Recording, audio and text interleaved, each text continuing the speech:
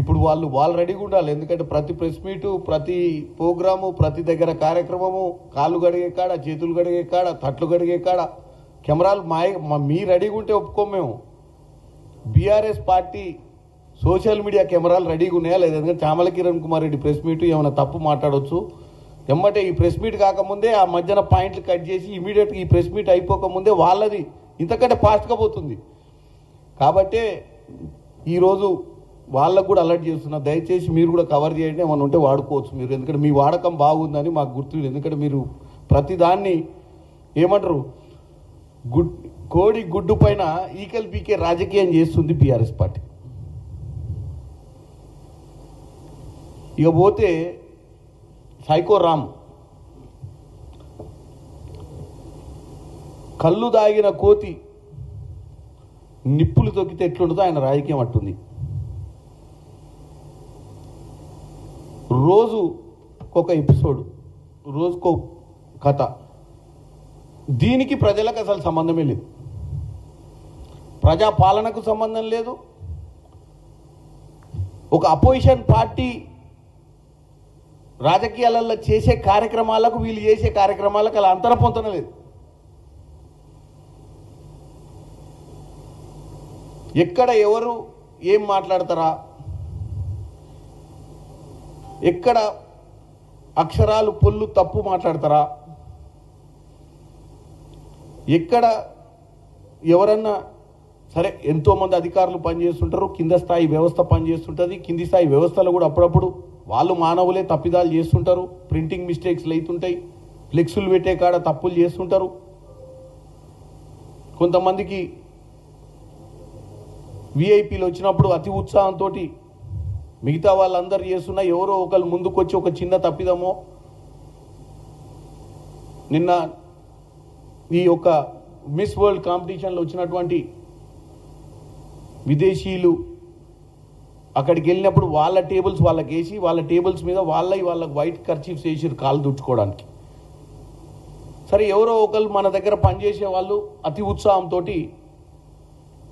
వాళ్ళకి తెలియకనో, ఎందుకంటే అన్ని వ్యవస్థలలో మన బీఆర్ఎస్ పార్టీకి ఉన్నంత తెలివితేటలు అయితే ఉండవు కదా, ఊర్లో వాళ్ళు ఎవరో తెలియకనో వాళ్ళు ఇచ్చినప్పుడు ఎక్కువ మర్యాద చేస్తే ఇంకా మంచి పేరు వస్తుందన్న ఆలోచనతో ఎవరన్నా ఒకళ్ళు ఖర్చీఫ్ వాళ్ళ చేతిలోకి వెళ్ళి తీసుకొని కాళ్ళు అద్దు ఉంటారు.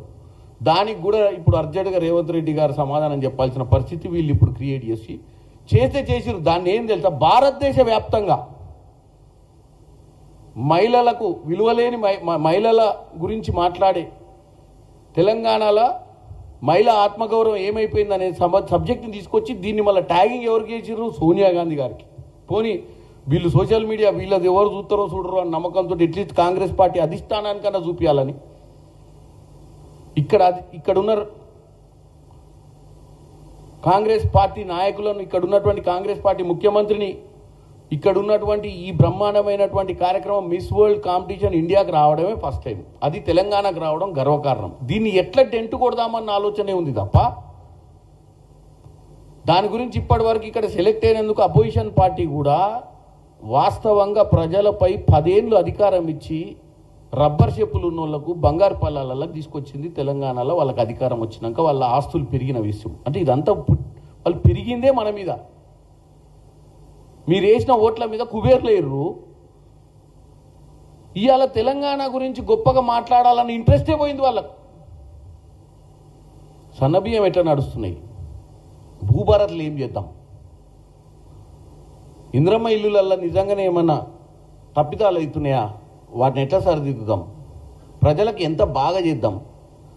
అధికారంలో ఉన్న కాంగ్రెస్ పార్టీ పథకాలు ఇచ్చేటప్పుడు ఆ పథకాలు ప్రజలకు లబ్ధి చెందుతున్నాయా లేదా, ఈ సంవత్సరము ఊర్లలో సమస్యలు ఏమున్నాయి, ఐకేపీ సెంటర్ల దగ్గర ఒడ్లు అవి అమ్మకం అయ్యేటప్పుడు ఏమన్నా ఉంటే కలెక్టర్ల దగ్గరికి మరి అపోజిషన్ పార్టీలు ఏ రాష్ట్రంలో ఏ జిల్లాలో ఏ నియోజకవర్గంలో బీఆర్ఎస్ పార్టీ వాళ్ళు పోయి అక్కడ ఒడ్లు సబ్జెక్ట్ ఉంటే ఉత్తమ్ కుమార్ రెడ్డి గారి దగ్గరకో ఎవరి దగ్గరకో వినతి పత్రాలు ఎన్నిసార్లు ఇచ్చినాం, కలెక్టర్ల దగ్గరికి పోయి ఎన్నిసార్లు ఆ సమస్యల గురించి మాట్లాడినాం. గత 15-20 రోజులు ఎండాకాలం వచ్చింది, సమస్యలు చాలా ఉన్నాయి, మంచినీళ్ళ సమస్యలు ఉన్నాయి. మరి ప్రభుత్వానికి ఏ డైరెక్షన్ ఇద్దాం?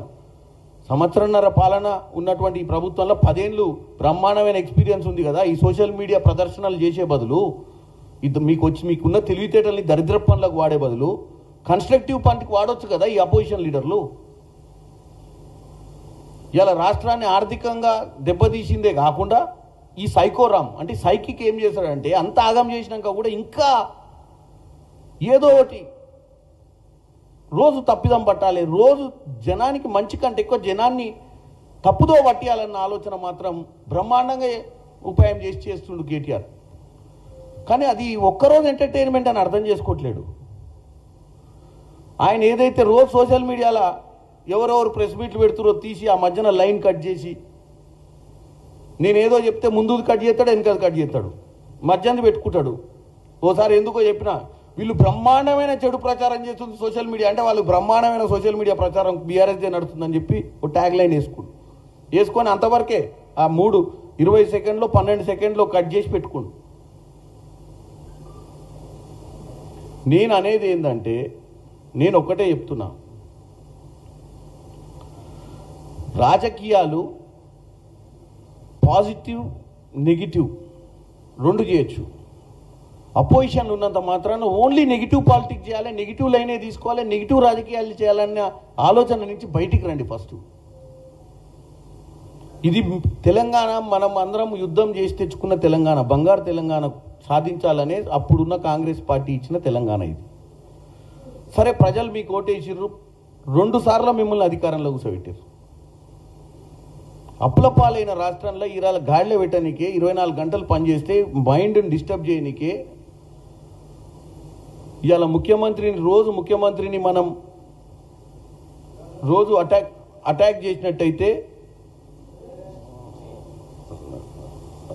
కెమెరాస్ ఉన్నాయి అక్కడ కదా, రోజు ముఖ్యమంత్రి గారిని అటాక్ చేస్తే ఏదో బ్రహ్మాండమైన పేరు వస్తుందన్న ఒక ఆలోచన ఎవరు తప్ప అసలు వాస్తవంగా ఏం చేస్తే ప్రజలు మనం దిక్కు చూస్తారు, ఏం చేస్తే ప్రజలు చిరకాలంగా మనం గుర్తుపెట్టుకుంటారన్న ఆలోచననే లేదు. మీరు చేసే దుష్ప్రచారం, మీరు చేసే చెడు ప్రచారం వల్ల ఒక గంట ఎంటర్టైన్మెంట్ కావచ్చు ప్రజలకు, ఓ గంట మీరు ఇచ్చిన సోషల్ మీడియా విజువల్స్, ఈ రాంగ్ కంటెంట్ని మీరు ఏదైతే ప్రాపగాండాని మీరు ఏదైతే ఈరోజు ప్రజలలో తీసుకుపోయి ఈ ప్రభుత్వాన్ని మొత్తమే ఇంకా అయిపోయింది ప్రభుత్వం ఏం లేదని చెప్పే ప్రయత్నాన్ని ఇవాళ తెలంగాణ ప్రజలు అర్థం చేసుకోవాలి.